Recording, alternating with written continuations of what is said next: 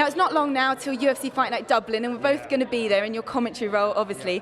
Exciting card. What are you looking forward to? There are a lot of fights. The Pickett-McCall fight is going to be amazing. Neither of those guys like to take a backward step. They're both very dynamic. Obviously, Brad's got much more of a traditional boxing style, whereas Ian McCall's very unorthodox, and that's going to make it a very interesting contest because either guy could take it. It really depends on who lands the quality shots earlier on in the fight and if they can keep it up.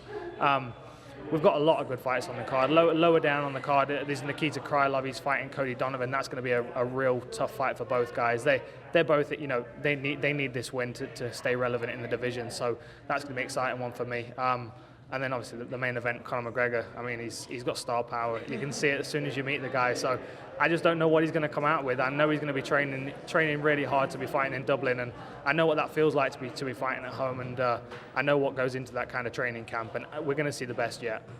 And Conor is such a huge star in Dublin, in Ireland. The Irish fans really get behind their guys. And we've got Kol Pendred as well from the recent Tough 19 show. He's making his debut. What are you expecting from him?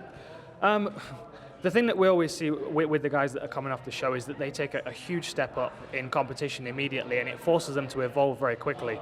And then when they get that time to go away and work with their own coaches and really kind of integrate what they've learned on the show, we see amazing things out of them. They make leaps and strides in a very short period of time. So again, it's difficult to predict, but he's got to be on his game for Dublin for sure.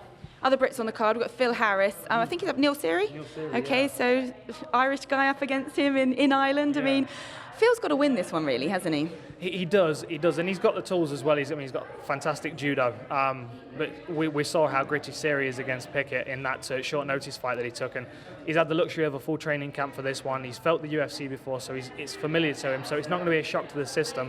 Plus, he's not having to travel too far, which always makes a difference. I mean, I know Phil Harris is not coming from very far, but the closer you are to home, the better it is for me, in my opinion. And I know that Phil Harris is going to be determined to win because he knows how important it is for his career.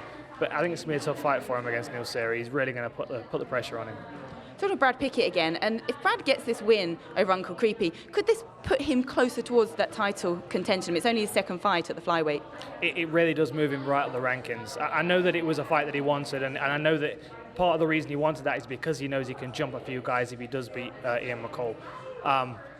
Whereabouts he'll fall in the rankings, I don't know, because it is such a stacked division and it moves constantly. We have so many guys in that division that could potentially be a contender that your place is never safe in the top 10. You constantly have to be winning fights. So this does for sure, move him a lot closer to a title shot, but he still might have a couple of tough fights in the way. And co-main event, Gunnar Nelson and Zach Cummings. Zach Cummings. Okay, yeah. Which was he got brought in. He was a replacement, wasn't he? He did, yeah. We had Ryan LaFleur, and I think he was out injured. But Zach Cummings is going to be an interesting one. I've been researching this guy. Very, very tough guy. Coming down from middleweight. He's had a fight at welterweight before, and he looked good. But it's going to be interesting because he's going to have a distinct size advantage over Gunnar Nelson. And the thing I like about Gunnar is, kind of like Conor McGregor, he's quite unorthodox. He's got quite a traditional karate style, so it's very difficult to predict him. But at the same time, he's fighting a guy who's considerably bigger and stronger. And even if he does get the fight to the ground, he might not have it all his way, which is what he would normally expect.